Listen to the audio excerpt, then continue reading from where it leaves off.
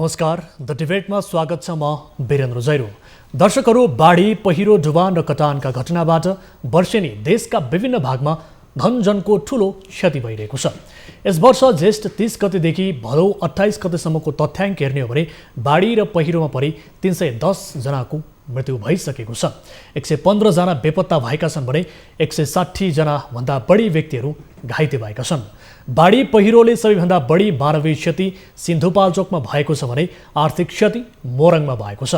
हरेक वर्ष यसरी नै बाढी पहिरोबाट नागरिकले क्षति बेहोर्दै गए पनि न्यूनीकरणका लागि पूर्व तयारी गर्ने प्रभावकारी योजना सरकारसँग छैन।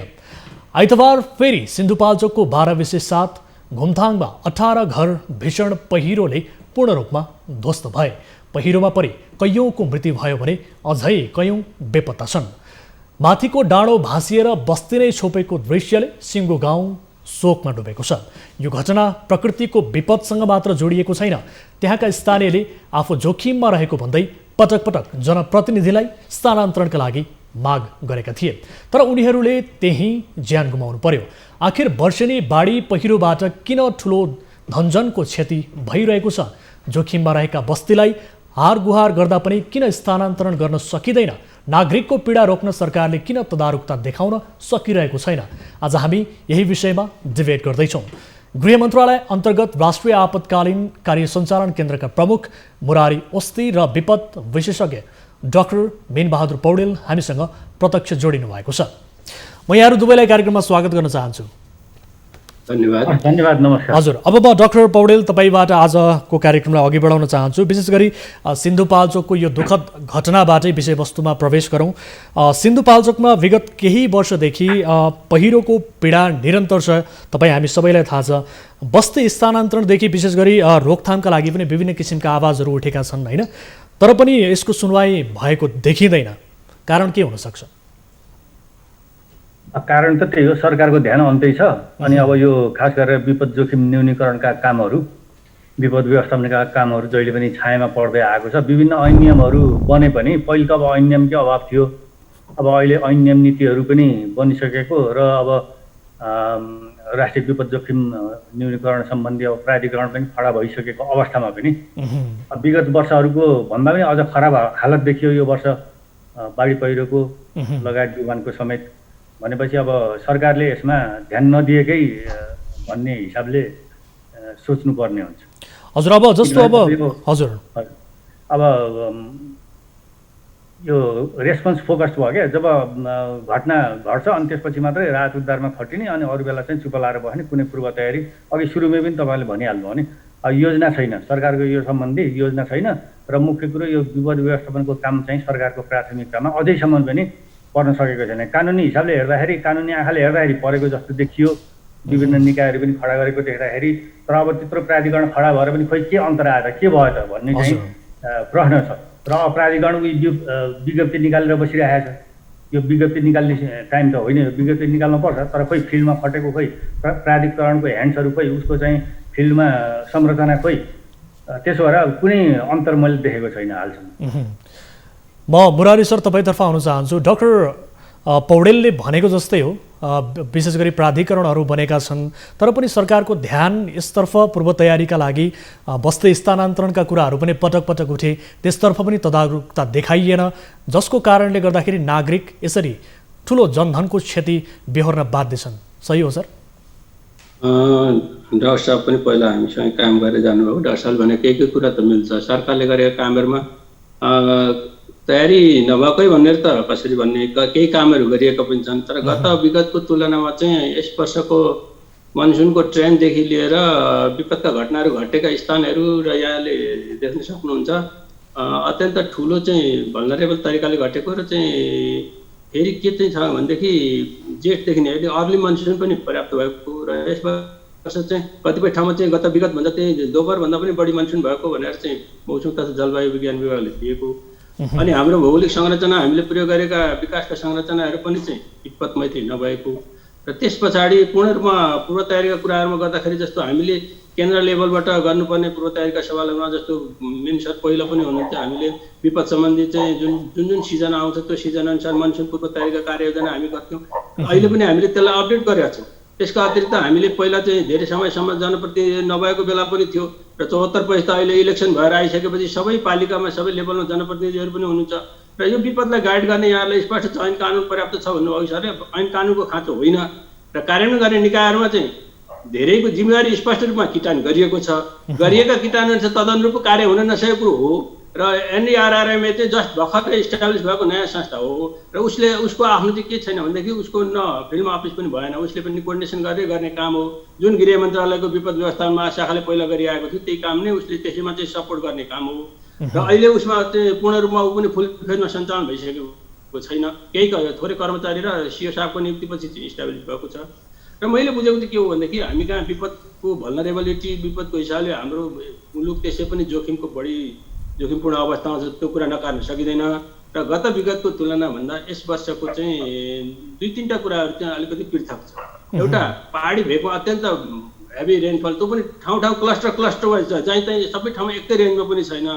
र अर्को दोस्रो के छ भनेदेखि हाम्रा विकासका संरचनाहरू पनि विपद मैत्री नभएका र अर्को तेस्रो कुरो के छ भनेदेखि हामीले बनाएका संरचनाहरू पनि विपद मैत्री नभएका र यी सबै कुराहरूको कम्बिनेसनबाट आएको प्रतिफल चाहिँ एकदम भयावह भएको अवस्था हो।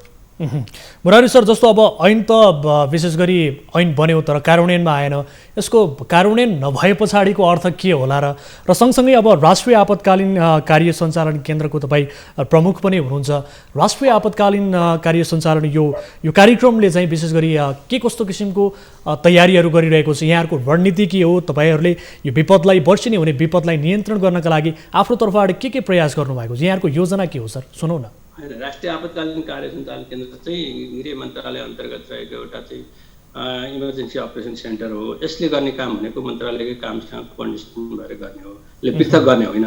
र खास गरिकन यसले के गर्ने भनेदेखि बनाएका पोलिसीहरू हामीले सेक्टरल पोलिसी भन्छौँ अथवा चाहिँ सिजनल कन्टिजेन्सी पोलिसीहरू हुन्छ। जस्तो चाहिँ मनसुनको समयमा मनसुनको प्लान हामी तयार गर्छौँ, आगलागीको समय आगलागीको प्लान तयार गर्छौँ, त्यस्तै शीतलहरको सन्दर्भमा शीतलहरको प्लानहरू तयार गर्छौँ। एउटा मेजर काम हामीले प्लान अपडेट गर्ने काम गर्छौँ र प्लान चाहिँ यही अनुसार चाहिँ अहिले त 3 तहको सरकार छ, तल्लो लेभलसम्म हामीले डिस्ट्रिब्युसन गर्छौँ। अर्को दोस्रो काम भनेको हामीले के भने विपदको अपडेट गर्छौँ, कहाँ कुन खालको चाहिँ कस्तो विपद छ, गत विगतमा के विपदहरू भएका थिए र अहिलेको अवस्था के छ र हामीले हरेक दिन चाहिँ विपदहरू कुन अवस्थामा कसरी गइरहेछ र तिनको कोप कसरी भइरहेछ भन्ने दोस्रो गर्छौँ भने तेस्रो हामीले चाहिँ सरकारवाला निकायहरूसँग चाहिँ कोर्डिनेसनको कामहरू गर्छौँ। जस्तो चाहिँ विपदको सन्दर्भमा विपद पूर्व तयारीका सन्दर्भमा पनि हामीले काम गर्छौँ। जस्तो पूर्व तयारीकै सन्दर्भमा कुरा गर्दा यी प्लानका कुराहरू पूर्व तयारीकै सन्दर्भमा हुन् र पूर्व तयारीकै सन्दर्भमा हामीले विभिन्न ठाउँमा चाहिँ प्रदेश स्तरीय चाहिँ गोदाम घरहरू, त्यहाँ चाहिँ नन फुड आइटम के अरे नन फुड आइटम्सहरू र खोज तथा उद्धारका सामग्रीहरू अपडेट गरेर राखेको तिनलाई मोबिलाइज गर्छौँ। र त्यसका अतिरिक्त हामीले चाहिँ इमर्जेन्सी पर्दाखेरि अहिले 4वटा काठमाडौँ समेत 5वटा स्थानमा चाहिँ हेलिकप्टर स्ट्यान्ड बाई राखेका छौँ इमर्जेन्सीमा चाहिँ त्यसलाई चाहिँ खोज उद्धार तथा रेस्क्युको लागि।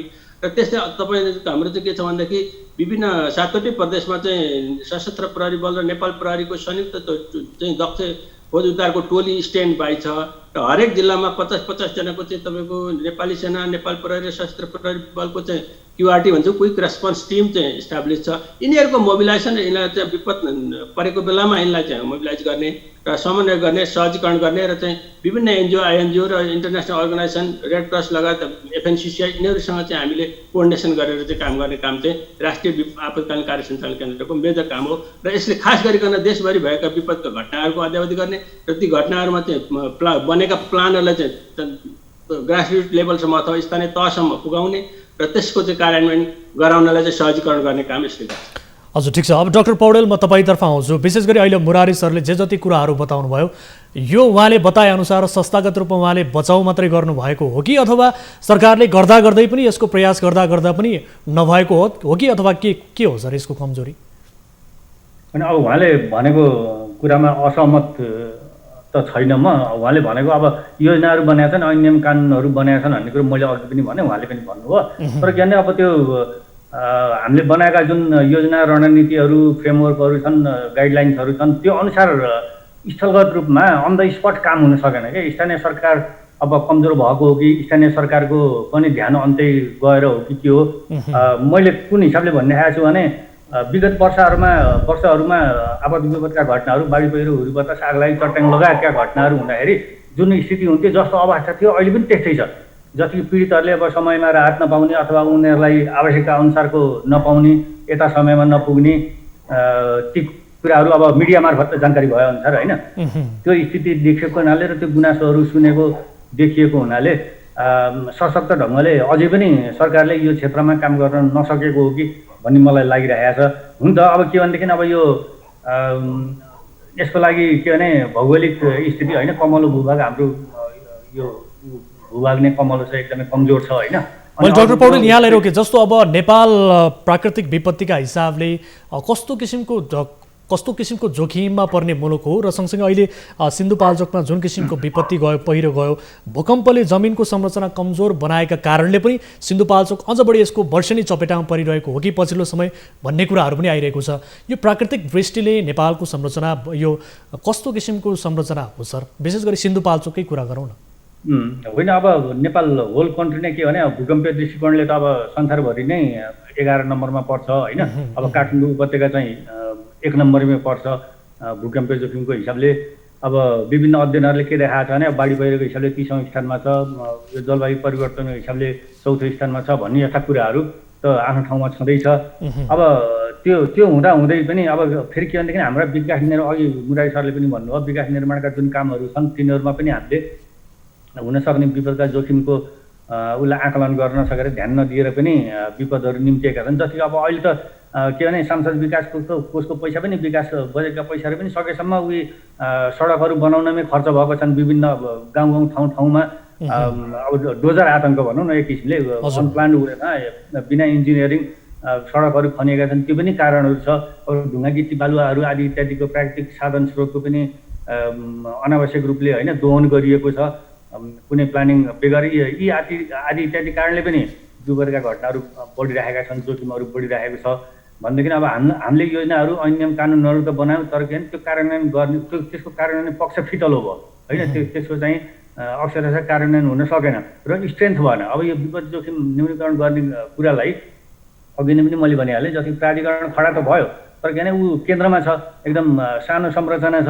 अब उसको के भनेदेखि प्रदेशमा, जिल्लामा, स्थानीय तहसम्म उसको संयन्त्र छैन र स्थानीय सरकारहरूले पनि यसलाई यो विपद जोखिम न्यूनीकरणलाई चाहिँ पर्याप्त ध्यान दिन सकेका छैनन्। कोहीले गरे होला, तर के भने धेरै जसोले अझै पनि यसमा खासै केही गर्न सकेको जस्तो देखिएन। किनभनेदेखि अब मैले फेरि पनि दोहोऱ्याएर भन्छु, विगत वर्षहरूकै जस्तै हालत ठाउँमा देखियो। पहाडी क्षेत्रमा पनि, तराईमा पनि, जताततै पनि जति पीडितले समयमा राहत नपाउने, उनीहरूको चाहिँ समयमा उद्धार नहुने र अब त्यो जोखिम हुन्छ भन्ने थाहा भएका कतिपय ठाउँ अघि कुरो आयो नि त, बस्ती सार्देऊ भनेको सार्दिएनन् भन्ने कुरो आयो नि। यदि त्यो कुरो सत्य भनेदेखि त सरकारले यसलाई चाहिँ हेलचक्राइ गरेको भन्नै पर्ने हुन्छ होइन, ध्यान नदिएकै भन्नुपर्ने हुन्छ। मैले सुरुमै पनि भनेको थिएँ। हजुर, अब डाक्टर पौडेल जस्तो यहाँले भने जस्तै प्राकृतिक विपत्तिका दृष्टिकोणले पनि जोखिमपूर्ण मुलुकमा छौँ हामी र सँगसँगै विपद न्यूनीकरणमा जुन किसिमको एउटा प्रभावकारी योजना हुनुपर्थ्यो त्यो योजना पनि नभएको देखिएको स्थिति छ। जुन कुरा चाहिँ देशका विभिन्न भागमा बढ्दो यस किसिमका विनाशले पनि पुष्टि गरेको छ। तर मेन ल्याकिङ चाहिँ कहाँनिर भइरहेको छ जस्तो लाग्छ, कहाँनिर चाहिँ ल्याक भइरहेको छ? अब यस्तो हो, यसमा दुईवटा कुरो हुन्छ। हाम्रा जुन चाहिँ रणनीतिक योजनाहरू त्यो बने, अब जिल्ला स्तरीय भनौँ न, खास गरेर जिल्ला स्तरीय अब 77 जिल्लामा बने जस्तो लाग्छ मलाई। बने, तर अघि नै पनि मैले भने त्यो एक त कार्यान्वयन पक्ष फितलो भयो, अर्को कुरो तिनीहरू के भने त्यो त्यति राम्रा किसिमका योजनाहरू बन्न सकेनन् क्या। त्यहाँको स्थानीय वातावरण, अब त्यहाँको विभिन्न किसिमका टुलहरू हुन्छन् त्यो योजना बनाउने है, ती टुलहरू प्रयोग नगरेर खालि उयो योजना बनाउनको लागि बनाउने भनेर बनाइयो। एक त योजनाहरू राम्रा बनेनन्, अर्को कुरो बनेका योजनाहरू पनि अघि पनि मैले भने राम्रोसित कार्यान्वयनमा आएनन्, समस्या त्यहाँ छ। र अर्को कुरो भने अब यो सपोर्ट एजेन्सीहरूको पनि, दाताहरू भनौँ न, अब पार्टनर एजेन्सीहरूको पनि, अब सरकारको पनि के भयो भने सफ्टवेयरमा कागजी उसमा चाहिँ बढी ध्यान गयो, बढी कामहरू भयो, विभिन्न किसिमका रिपोर्टहरू बन्ने, अब कार्यक्रमहरू गर्ने, गर्ने यिनै योजनाहरू बनाउने, अन्य बनाउने कुरामा त हामी अब ठिकै छौँ भन्छु म होइन। तर स्थलगत रूपमा जति हेजर्ड म्यापको कुरा गर्ने भने होइन, जोखिमयुक्त ठाउँहरूको पहिचान गरेर कहाँ कस्तो किसिमको जोखिम छ, बाढी पहिरोको कहाँ जोखिम छ, उसको भूकम्प त अब मुलुकभरि नै भइहाल्यो होइन। त्यसै आगलागी बढी हुने क्षेत्रहरू कुन, त्यस्ता पहिचान गरेर ठाउँको हामीले जोखिम नसाङ्कन हेजर्ड म्यापिङ भनिन्छ, त्यो बनाएर अनि स्थानीय सरकार मार्फत त्यसलाई लागू गर्नुपर्ने हो। त्यो हुन सकेन। र अनि अर्को एउटा दोस्रो नम्बरमा के भनेदेखि जस्तै अघि पनि मैले भनिहालेँ, प्राधिकरण खडा त भयो, तर हामीलाई कस्तो संयन्त्र आवश्यक परेको थियो भनेदेखि सरकारी सबै निकायहरू त्यो प्राधिकरणभन्दा पनि अझ बलियो निकाय चाहिने हो क्या। हामीले भनेको त अझ के भने संवैधानिक निकायकै रूपमा खडा हुनुपर्छ, ताकि उसले भनेको सबैले टेरुन् मानुन्, सबैलाई संयोजन गर्न सकोस् र ऊ साधन स्रोत सम्पन्न होस्। अब अहिलेको प्राधिकरण कति 10-15 जना कतिजना हुनुहुन्छ त्यहाँ, उहाँहरूले चाहेर पनि केही गर्न सक्नुहुन्न कि, केही गर्नुभएको छ आफ्नो ठाउँबाट आफू सक्दो गर्नुभएको छ, त्यसमा गर्नुभएको छैन भन्न खोजे होइन। तर के भने प्राधिकरण भनेर खडा गर्ने, तर के भनेदेखि अब 10-15 जना जनशक्ति दिएर अनि मुलुकभरको जोखिम न्यूनीकरणमा काम गरेर भनेर त्यो सक्ने कुरै होइन। त्यसले गर्दाखेरि प्राधिकरणभन्दा पनि अझ माथिल्लो स्तरको अझ सशक्त साधन स्रोत सम्पन्न निकाय चाहिन्छ भन्ने हो खासमा। अब गृह मन्त्रालयले गरिराखेकै हो अहिले पनि, अब खास भन्ने भने पिक्चरमा गृह मन्त्रालय नै छ होइन। तर किन गृह मन्त्रालयको अरू पनि थप ठुल्ठुला जिम्मेवारी भएको हुनाले गृह मन्त्रालयले पनि यसमा गर्ने हो। तर किन ऊ एक्लैले सबै यो विपद जोखिमका जो भनौँ न जुन चक्रहरू हुन्छन्, यो पूर्व तयारीका, अब रेस्पोन्सका अनि रिकभरीका सबै ऊबाट सम्भव हुँदैन र त्यो गृहको काम पनि होइन वास्तवमा। अब रेस्पोन्स फेजमा गृहको मेजर रोल हुन्छ, त्यो चाहिँ हामीले मानेकै हो, अन्त पनि हुन्छ होइन। तर अब प्रिपेयर्डनेसका रिकभरीका कुराहरूमा चाहिँ एउटा छुट्टै निकाय नै, शक्तिशाली निकाय नै चाहिन्छ जुन खडा हुन सकेन। त्यसको चाहिँ अपेक्षा गरिएको होइन, प्लान गरिएको, त्यो चाहिन्छ भनेर महसुस पनि गरिएको, तर भएन। समस्या त्यहीँ देख्छु मैले। हजुर, ठिक छ मुरारी सर, म तपाईँतर्फ आउँछु। अहिले विशेष गरी अब यहाँहरूले यो यो राष्ट्रिय आपतकालीन कार्य सञ्चालन केन्द्रसँग अहिले यो विपद न्यूनीकरणका लागि स्रोत साधनको उपलब्धता के छ, जनशक्तिको अवस्था के छ? अहिले भर्खरै डाक्टर पौडेलले पनि बताउनु भयो कि जनशक्ति अभावका कारणले, प्राधिकरणमा पनि जनशक्ति अभावका भएका कारणले अब यो देशभरको विपत्तिको जिम्मा त त्यो सीमित जनशक्तिले लिन सक्दैन, त्यो त्यसमा कामै गर्न सक्दैन भन्ने कुरा आयो। तपाईँहरूको स्रोत साधनको अवस्था के हो, तयारी के हो, यसबारे बताउनुहोस् न अलिकति। जनशक्तिको अवस्था के छ? यस्तो छ सर, अहिले पनि त मैले अघि सुरुमा पनि भनेको थिएँ, यसको खास गरिकन के छ भने विपद जोखिम न्यूनीकरण प्राधिकरण चाहिँ इस्टाब्लिस पूर्ण रूपमा भइसकेकै छैन। पार्टियल भन्छ, मैले भने सिओ साहब र 4-5 जना कर्मचारी मात्रै अहिले इस्टाब्लिस हुनुभएको छ। बाँकी अहिले साबिकमा गृहले जसरी काम गर्दै थियो त्यही मोडलमा काम गरिरहेको छ। उहाँहरूले केही सपोर्टिङ कामहरू गर्दै हुनुहुन्छ। तर के छ भनेदेखि उहाँहरू आफ्नै सेल्फ सस्टेन हुने खालको पनि अलिकति थोरै हामीले ल्याएको जुन विपद जोखिम प्राधिकरणको कन्सेप्ट पनि त्यस्तो सबै स्वायत्त तर सबै स्वतन्त्र रूपले काम गर्ने। अघि हाम्रो मिनिस्टरले भने जस्तो चाहिँ अहिले अटोनोमस फुल अथोराइज पावरको पनि त्यति साह्रो देखिएन। गृह मन्त्रालय मातहतको चाहिँ निकाय हुने र चाहिँ यसले चाहिँ खास गरिकन विपदका चाहिँ पूर्व तयारीका प्रवर्धनात्मक काम र सचेतनाका कामहरू अनि त्यस पछाडि चाहिँ के अरे यो रिस्क सम्बन्धी चाहिँ हेजर्ड म्यापिङहरू गर्ने, यिनीहरूको चाहिँ अध्ययन अनुसन्धान गर्ने काममा चाहिँ बढी केन्द्रित गर्ने खालको यसको अहिलेको संरचना छ। र मैले यसको खास गरिकन भन्ने भने सिओ साहब नियुक्ति हुनुभएको छ, अरू कर्मचारीको ओएनएम पनि स्वीकृत भइसकेको छैन, अहिले त अन्डर प्रोसेसमै छ। अरू 38 जना कर्मचारी, सिओ साहबसँग 38 जना कर्मचारीको टोटल दरबन्दी हो, त्यो नै स्वीकृत भएको छैन। र अहिले मन्त्रालयले नै यसको चाहिँ पुरानो मोडलबाटै काम गरिरहेको छ। र यसको काम चाहिँ यसले फुल फेजमा काम गर्दाखेरि यसलाई संस्थागत बनाउनका लागि चाहिँ अहिले चाहिँ हामीले यसको संरचना स्थापना गर्नका लागि जग्गाको व्यवस्थापन काठमाडौँकै यो मिन भवन पेरिफेरीमा चाहिँ जग्गा व्यवस्थापन लगभग अन्तिम चरणमा पुगिसकेको छ। र उहाँहरूको चाहिँ यो के अरे प्राधिकरणको चाहिँ ओएनएम स्वीकृत गर्नका लागि चाहिँ सामान्य प्रशासन मन्त्रालयबाट चाहिँ अन्तिम चरणमा पुगेको छ। र यसको चाहिँ अब केन्द्र लेभलमा भएको संरचना यो हो। र खास गरिकन विपदलाई अझै यसलाई कसरी बुझौँ जस्तो लाग्छ भनेदेखि सबै 77 जिल्लामा संरचना निकाय त प्राधिकरणले पनि बनाउँदैन। यसले गर्ने पनि के हो भनेदेखि अहिलेको हाम्रो विद्यमान संरचना जुन जिल्लामा जिल्ला विपद व्यवस्थापन समिति छ, त्यसको लागि अहिले बिचमा थप प्रदेश स्तरीय विपद व्यवस्थापन पनि समिति पनि छ र जिल्ला विपद व्यवस्थापन समिति र स्थानीय विपद व्यवस्थापन समिति मेन अहिले कन्सेप्ट कल्पना गरिएको चाहिँ यी दुईटालाई अझ बढी चाहिँ एक्टिभिटी बढी थपिएको छ। स्थानीय विपद व्यवस्थापन समितिले त तपाईँले त्यो स्थानीय सरकार सञ्चालन ऐन हेरिदिनु भयो भने त्यहाँ विपद सम्बन्धी काम गर्ने 16 अथोरिटी छ। धेरै कुराहरू चाहिँ स्थानीय विपदबाटै सल्भ हुन्छ। यो अघि तपाईँहरूले भन्नुभएका कुराहरू विपद सम्बन्धी नीति, रणनीति, कानुन, मापदण्ड, योजना तर्जुमा गरेर अनुगमन गरेर कार्यान्वयन गर्ने अधिकार पनि उहाँहरूलाई दिएको छ। त्यति मात्रै होइन कि तपाईँको स्थानीय स्तरमा चाहिँ प्रतिकार योजना, पूर्व सूचना प्रणाली, उद्धार राहतका सामग्रीहरूको व्यवस्थापन समेत गर्ने भनिएको छ। तर उहाँहरू पनि अहिले मिनिस्टरले भने जस्तो फुल फेजमा आइसक्नु भएको छैन। उहाँहरूले पनि चाहिँ केही कुराहरू अब कतिपय पालिकाहरूले त केही हदसम्म विपदको कामलाई फोकस दिएर गर्नु पनि भएको छ, संरचना पनि बनाउनु भएको छ, तर जुन भल्नरेबल एरियाहरूमा हो त्यहाँ चाहिँ त्यति प्रायोरिटीको हिसाबले त्यो विपद जान सकेको छैन। ठिक छ मुरारी सर, म तपाईँहरूसँग ब्रेक पश्चात जोडिन्छु।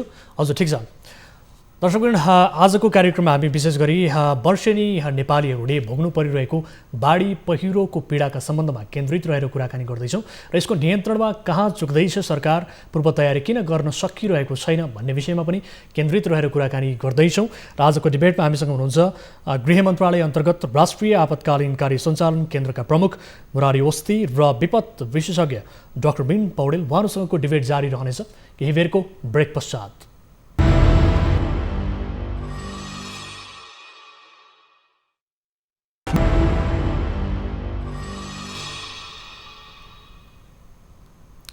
ब्रेक पश्चात पुनः स्वागत छ। कार्यक्रम त डिबेटमा छौँ दर्शकवृन्द र आजको डिबेटमा हामीसँग हुनुहुन्छ गृह मन्त्रालय अन्तर्गत राष्ट्रिय आपतकालीन कार्य सञ्चालन केन्द्रका प्रमुख मुरारी ओस्ती र विपद विशेषज्ञ डाक्टर बिनबहादुर पौडेल। यहाँ दुवैलाई कार्यक्रममा पुनः स्वागत छ। धन्यवाद। हजुर मुरारी सर, म तपाईँकै विषय प्रसङ्गलाई निरन्तरता दिन चाहन्छु। जस्तो अब अहिले जुन किसिमको यो नेचुरल डिजास्टर सम्बन्धी कानुन छ, यो कानुनले यसको विपद न्यूनीकरणका लागि भनेर प्रदेश सरकार स्थानीय सरकारले अझ बढी जिम्मेवारी बनाएको देखिएको छ। उहाँहरूसँग यहाँहरूको समन्वय चाहिँ कसरी भइरहेछ? किनभने उहाँहरूबाट पनि यो अलिकति विपद न्यूनीकरणका लागि धेरै कुराहरूमा अन्यल देखिएका कारणले कमजोरी भइरहेको जस्तो देखियो। समन्वय चाहिँ कसरी भइरहेछ सर? अनि समन्वय चाहिँ यस्तो छ, हाम्रो चाहिँ सेन्ट्रल लेभलबाट हामीले प्रदेश लेभलसम्म गर्ने खालका विपदका कामहरू हामीले बनाउने फ्रेमवर्कहरू, हामीले गर्ने कार्यविधिहरू, राहत मापदण्डहरू र हामीले कार्यान्वयन गर्नुपर्ने कुराहरू र तल्लो लेभलसम्म जानुपर्ने कुराहरूमा एक किसिमले एउटै खालको मोडालिटीबाट गइरहेको छ। र खास गरिकन स्थानीय तह र जिल्ला विपद व्यवस्थापन समिति जुन प्रमुख जिल्ला अधिकारीको नेतृत्वमा हुन्छ, उहाँहरू चाहिँ सबभन्दा जनताको नजिक र विपदको पनि इमिडिएट रेस्पोन्स गर्ने चाहिँ उहाँहरू भएको हुनाले त्यहाँ चाहिँ प्रमुख जिल्ला अधिकारीको संयोजकत्वमा जिल्ला विपद व्यवस्थापन समिति छ। त्यसमा सबै पालिकाको प्रमुखहरू रहनुहुन्छ सदस्यको रूपमा, अनि स्थानीय स्तरमा स्थानीय पालिकाको प्रमुखको अध्यक्षतामा के अरे स्थानीय विपद व्यवस्थापन समिति छ। र अघि मैले भन्दै थिएँ तपाईँलाई, स्थानीय विपद व्यवस्थापन समितिलाई यति धेरै पावरफुल बनाएको छ कि मैले स्थानीय सरकार सञ्चालन ऐन अथवा सुरुमै आउने भने संविधान त भन्ने भने पनि संविधानको अधिकारको सूचीमा यहाँले हेर्नु भने विपद चाहिँ सङ्घ र प्रदेशको चाहिँ साझा अधिकारको सूचीमा छ भने स्थानीय तहको 16 अधिकार एकल अधिकारको सूचीमा व्यवस्थित गरिएको छ। यसले भन्दा मैले भन्न खोजेको कुरो के हो भने यहाँ हामीले अहिले अलि बढी चाहिँ विपदलाई फोकस कहाँ गरेका छौँ भन्दा स्थानीय तहलाई अलि बढी जिम्मेवारी बनाएको छौँ। अघि मैले भन्दै थिएँ यहाँलाई चाहिँ जुन नीति नियम बनाउनेदेखि राहत उद्धारका सामग्रीदेखि लिएर भण्डारण गर्नेदेखि लिएर अर्ली वार्निङ सिस्टमहरू इस्टाब्लिस गर्नेदेखि लिएर अनि चाहिँ विपदका समयमा चाहिँ मोबिलाइज गर्ने जुन भलन्टियर्सहरूदेखि लिएर यो सबै गर्ने अथोरिटी चाहिँ अहिले स्थानीय पालिकालाई दिएको छ। र त्यसका साथसाथै जोखिमयुक्त बस्तीहरू छन्, ती जोखिमयुक्त बस्तीको अध्ययन गराइसकेपछि यदि त्यहाँ सिफ्ट गर्नुपर्नेछ भने सार्ने अथोरिटी पनि उहाँहरूले। तर के भएको छ भनेदेखि उहाँहरूले पनि अहिलेसम्म फुल फेजमा चाहिँ विपदका कामहरू चाहिँ पूर्ण रूपमा गर्न नसकेको अवस्था भएको हुनाले केही देखिएको छ।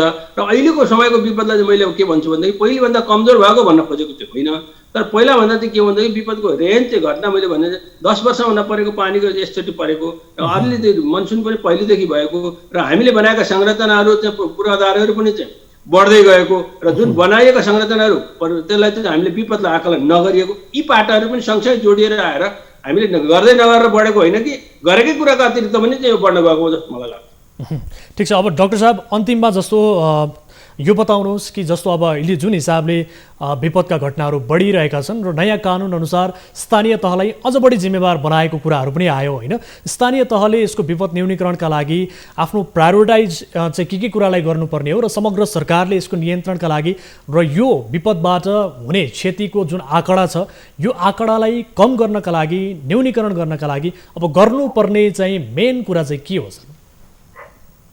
मुरारी सरले पनि भन्नुभयो, यो त खासमा त अब त्यही के अरे थिङ्क ग्लोबल्ली एक्ट लोकल्ली भन्ने भनाइ पनि छ क्या। भन्नाले अब यो काम उत्तरदायित्व नै पालिकाहरूको हो क्या, स्थानीय सरकारको हो होइन। स्थानीय सरकारहरू पनि अब खडा भएको धेरै नभएको र उनीहरूको अब फेरि त्यहाँ राजनीतिक व्यक्तिहरू धेरै छन् होइन, कर्मचारीहरू थोरै छन् हरेक पालिकामा लगभग भनौँ न, सबैमा त नहुनु अब अधिकांशमा।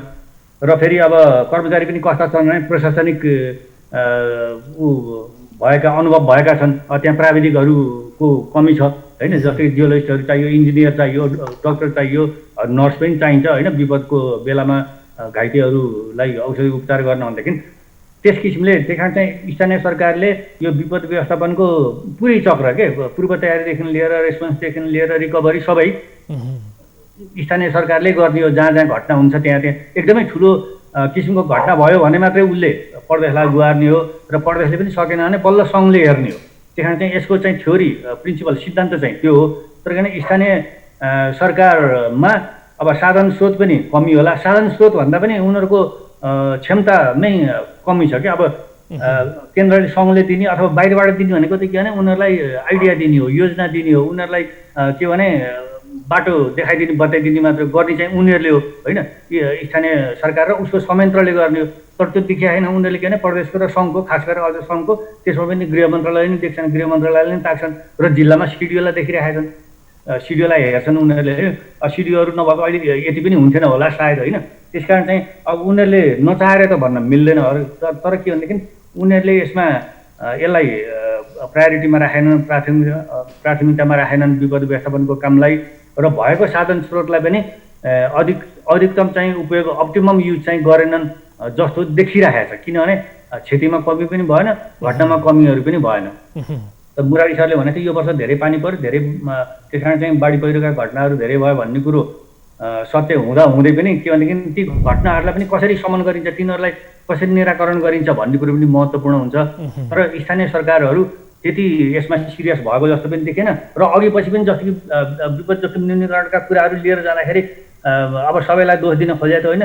कतिपयले उहाँहरूले त्यति रुचि इच्छा देखाउनुहुन्न के है। अब यो विपद जोखिम न्यूनीकरण भनेको के हो, यो टेक्निकल कुरो होला, प्राविधिक कुरो होला, हामी त त्यस्ता मान्छे छैनन्, कसरी गरेर भन्ने किसिमका। अब सबै ठाउँमा त म गएको छैन, गएका ठाउँका पालिकाका इभन प्रमुखहरूले त्यहाँका भनौँ न जिम्मेवार व्यक्तिहरूले अलिकति यसलाई त्यति चासो खाँचोका साथ नहेरेको पनि देखेको छ। कोहीले गरेका पनि छन्, केही पालिकाहरूले राम्रो काम पनि गरेका छन्, नगरेको भन्न खोजे होइन। तर मूल कुरो के भने ती पालिकाहरूलाई हामीले आइडिया मात्र दिएर, योजना मात्र दिएर, कानुन मात्र दिएर भएन कि साधन स्रोत युक्त सम्पन्न बनाउनु पर्यो, उनीहरूलाई सक्षम बनाउनु पर्यो। त्यसको लागि मैले भनिहालेँ अब विपदका घटनाहरू भयो भनेदेखि अथवा हुनुभन्दा अगाडि र भइसकेपछि के गर्ने हो त्यसको लागि चाहिने सरसामान सबै दिनु पर्यो, साधन स्रोत युक्त बनाउनु पर्यो उनीहरूलाई। ठिक छ पौडेल सर।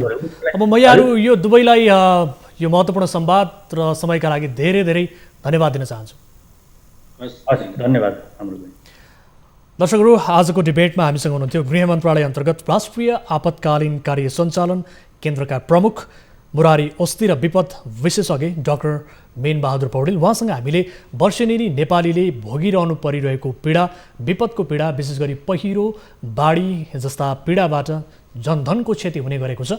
यो क्षति न्यूनीकरणका लागि यसको पूर्व तयारीमा कहाँ चुक्दैछ सरकार र विशेष गरी अहिले नयाँ कानुनले स्थानीय तह र प्रदेश सरकारलाई अझ बढी जिम्मेवार बनाएको छ। तर जनशक्ति अभाव लगायत अन्य विभिन्न किसिमका कुराहरूको अभाव देखिएका कारणले यसको नियन्त्रण गर्न सकिएको छैन भन्ने कुराहरू आइरहँदा यसतर्फ सम्बन्धित निकायको ध्यान आकर्षण गराउन चाहन्छौँ। यही भन्दै आजलाई डिबेटको कार्यक्रम सकिएको छ। हामी निरन्तर न्युजमा छौँ। नमस्ते।